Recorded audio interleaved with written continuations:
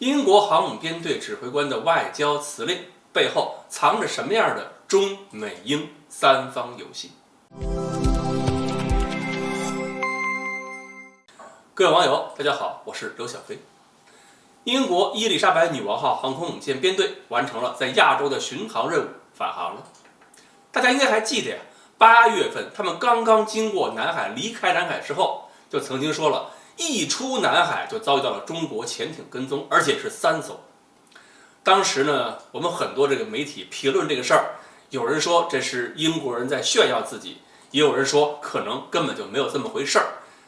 11月5号那一天呢，伊丽莎白号航母编队的指挥官史蒂夫·莫尔豪斯还披露了更多和解放军进行接触的细节。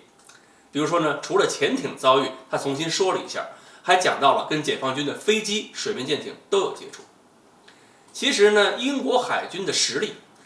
包括他们在南海能做什么，并不是我很关心的，因为再怎么关心，英国海军也就那样了。关于他们的作战能力，英国海军大臣才是最应该着急的。但是呢，史蒂夫·莫尔豪森的话在军事外交上体现的一些含义，说明英国人在外交方面的能力并不像他们的4、5型驱逐舰那么糟糕。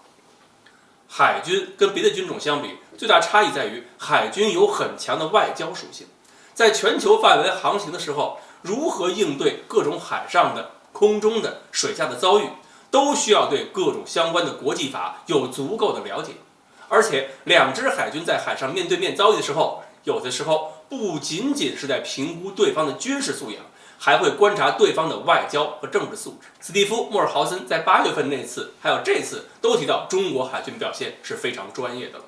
如果我们回顾10几年前，还会想到美国海军当年还整天抱怨说中国海军如何不专业。现在美国人、英国人在跟中国接触的时候，都会提到一个词儿：中国海军表现得很专业了。说明这些老牌海军国家已经意识到，中国海军已经在海上外交这个方面走向了成熟，很了解如何捍卫中国的权利，同时也能做到有理有利有节，而且还能把外交的各种礼仪全照顾到。说白了，是越来越会玩了。这里边呢有几个细节，还体现了英国在中美之间的态度和立场。史蒂夫·莫尔豪斯说，中国的战斗机靠近的时候，只要接近至240公里左右的这个距离就会转身离开。中国的飞行员表现得特别专业，这个位置也很合适。那个意思是，我们英国人知道你们中国飞机在拿我们英国航母当靶子练习导弹攻击，240公里嘛，基本就是你们导弹射程了。你们进入射程完成攻击动作之后，就会马上脱离，这个动作是很专业、很漂亮的。而且呢，也没有继续逼近，不会引起任何紧张。无论是国际法来讲，还是外交来讲，英国都没有任何话可以说。另外呢，他也谈到，如果中国飞机必须靠近，舰上需要起飞飞机靠近中国飞机进行拦截和辨识的话，那也是美国飞行员驾驶美国的 F-35去，我英国航母上可没带自己的飞机。这句话就好玩了，貌似英国态度是表示中美在南海之间的问题，英国打算要置身事外，没打算真的要介入。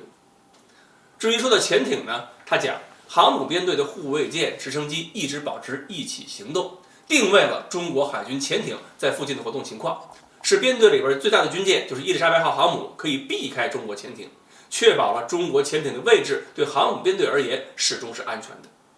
这句话潜台词是什么？是说英国这次带着荷兰的、带着美国舰艇组成的混合编队有足够的反潜能力。那么我英国可以不介入中美之间的冲突，但是你也不要小瞧了我英国。所以呢，这位准将大人的2段话看上去只是简单的讲个故事，好像很简单，但背后是有潜台词的。而且这个潜台词后面似乎还有更深一层的潜台词，这就是体现在了舆论水平方面。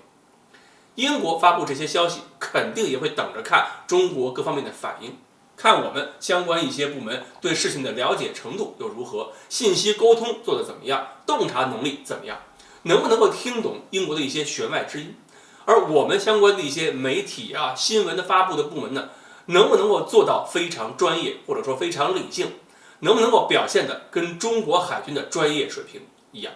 好，关于英国这位航母编队指挥官他说的话到底意味着什么，我们今天呢就聊到这里，欢迎大家继续关注我们的栏目，我们下期再说。